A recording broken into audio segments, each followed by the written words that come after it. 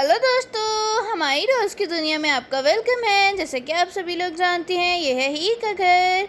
यहाँ पर हीर और रांझा अमल को वापस ले आए होते हैं और अमल यहाँ पर बैठकर रो रही होती है। चले देखते हैं आज की कहानी में क्या होने वाला है। अमल इधर बैठकर रो रही होती है क्योंकि कोई भी घर वाला उससे बात ही नहीं कर रहा होता। अरे अमल, रोना तो बंद करो ना, कुछ नहीं होता, मैं हूँ ना इधर, कोई तुम्हें कुछ नहीं कहेगा, बिल्कुल भी नहीं बोलेगा कोई भी। रोना बंद करो, चलो शाबाश, कोई बात नहीं, हर इंसान से गलती हो जाती है, तुमसे भी हो गई।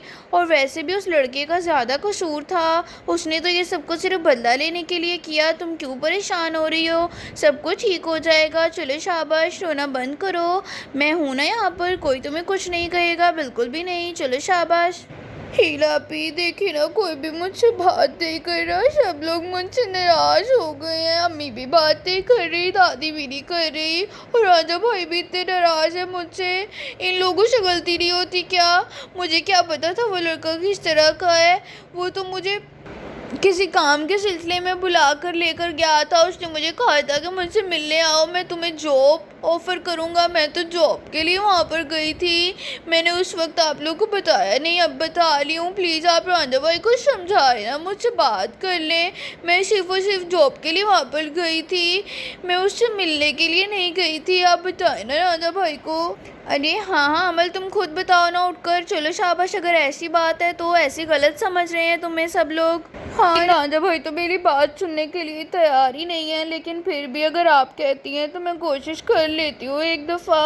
वो तो मेरी तरफ देख भी नहीं रहे, मुझसे बात भी नहीं कर रहे, लेकिन मैं चाय करती हूँ रापी सिर्फ आपके कहने पर। रांझा भाई मैं सच बोल रही हूँ, मैं तो जॉब के लिए गई थी, उस लड़के ने मुझे जॉब का बहाना बनाकर बुलाया था, मुझे क्या पता था कि वो तो मुझसे बदला ले रहा है। और देखे ना, बदला भी तो वो आपकी वजह से ले रहा था ना, तो इस पर मेरा क्या कसूर है? आप मुझसे क्यों नाराज़ हो रहे हैं? प्लीज़ रांझा भाई मुझसे बात करें, मुझसे सब लोग की नाराज़गी बर्दाश्त नहीं हो रही। प्लीज़ रांझा भाई आप तो बात को समझे ना।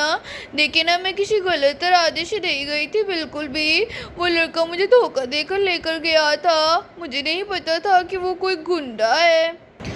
आप समझ लिए ना मैं क्या कह रही हूँ? अब तो आप मुझसे बात करें, अब तो मैंने सारी बात क्लियर कर दी है आपको, और यही सच है जो मैं आपको बता रही हूँ अब। अमल, अगर ऐसी बात है तो तुम मुझे पहले बता देती।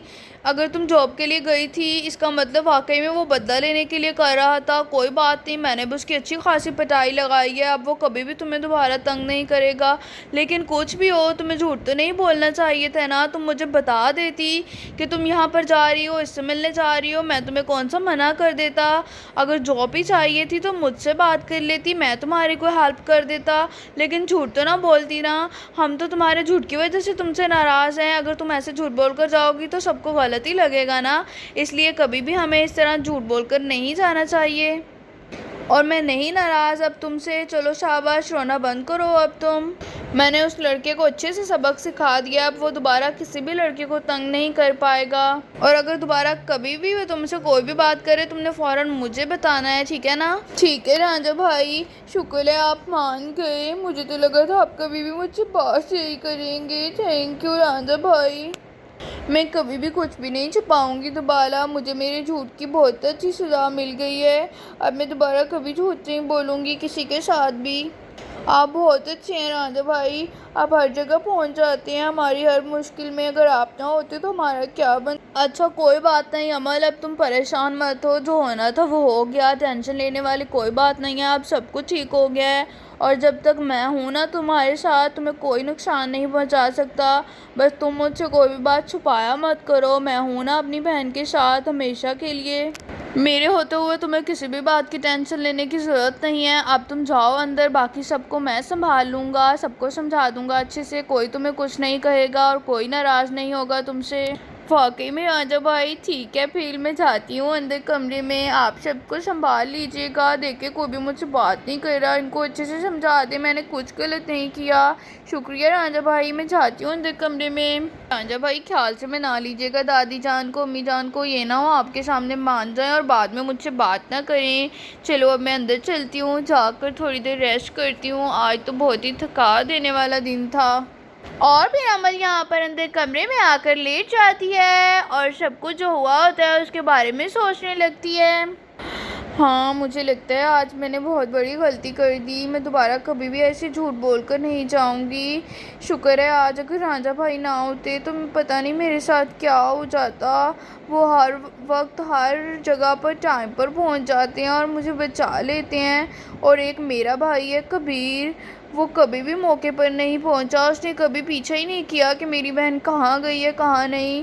हालांकि वो मेरा सगा भाई है और रांझा भाई तो मेरे सगे भाई भी नहीं है, फिर भी मेरा इतना ख्याल रखते हैं। रांझा भाई जब से हमारी ज़िंदगियों में आए हैं हमारे साथ कुछ भी बुरा नहीं हुआ। वो हर मुश्किल आने से पहले ही हमारे ऊपर उसको रोक देते हैं। और हीर भी मेरा बहुत ख्याल रखती है। और एक मैं हूँ, हीर को हर वक्त बुरा भला कहती रहती हूँ। आज भी मैंने जाने से पहले उसे बहुत कुछ सुना दिया। मैं हीर से माफ़ी मांगूंगी इस चीज़ के लिए। वो इतना ख्याल रखती है मेरा, ऐसा तो नहीं करना चाहिए ना हमें। जो हमारी केयर करे हमें भी उसकी केयर करनी चाहिए और सबके साथ अच्छे तरीके से पेश आना चाहिए।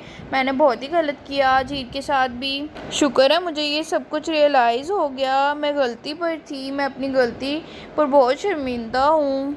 खैर अली मम्मा, आप क्यों नाराज़ हैं अमल आपी से? जाए ना उनसे जाकर बात कर लें, बेचारी कितनी परेशान है आपकी वजह से। मैं मानती हूँ उनसे गलती हो गई है, लेकिन देखे ना वो अपनी गलती पर कितना शर्मिंदा हो रही थी। वैसे भी वो जो गुंडा अंकल था उसकी गलती थी सारी, मेरी बहन ने तो कुछ भी नहीं किया। वो तो सिर्फ जॉब के लिए गई थी वहाँ पर। आपको अमल आपी से जाकर बात कर लेनी चाहिए, बेचारी इतनी टेंशन में है।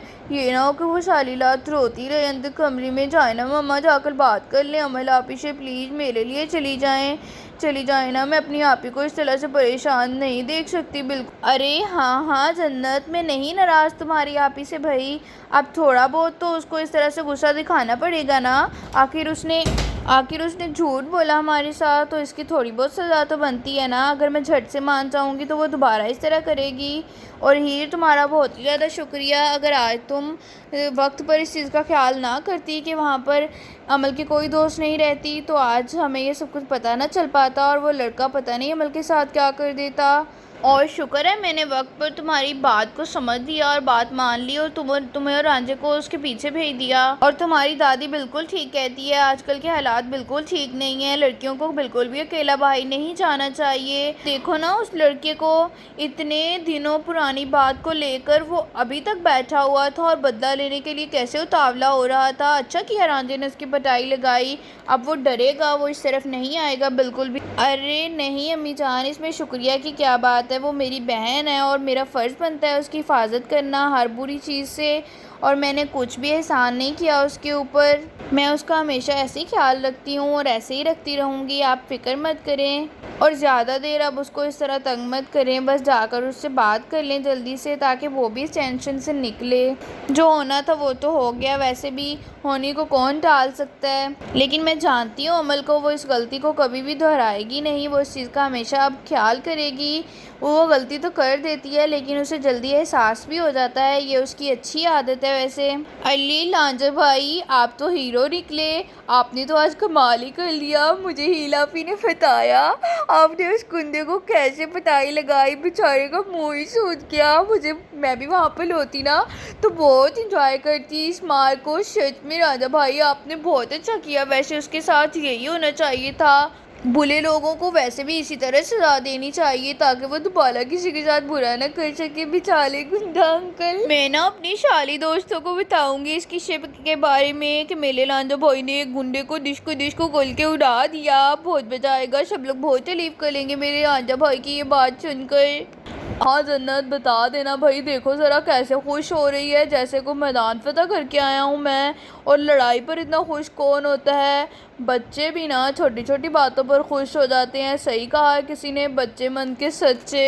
और भी यहाँ पर सभी लोग खुशी खुशी बैठकर बातें करने लगते हैं लाउंज में, और अमल अंदर कमरे में बैठी आराम कर रही होती है। दोस्तों अगर आपको आज की वीडियो अच्छी लगी तो वीडियो को लाइक शेयर करना मत भूलिएगा, और इस तरह की मज़ीद वीडियोस देखने के लिए चैनल को सब्सक्राइब कर लें। मिलते हैं इस तरह की एक और नई कहानी के साथ, तब तक के लिए अल्लाह हाफिज़।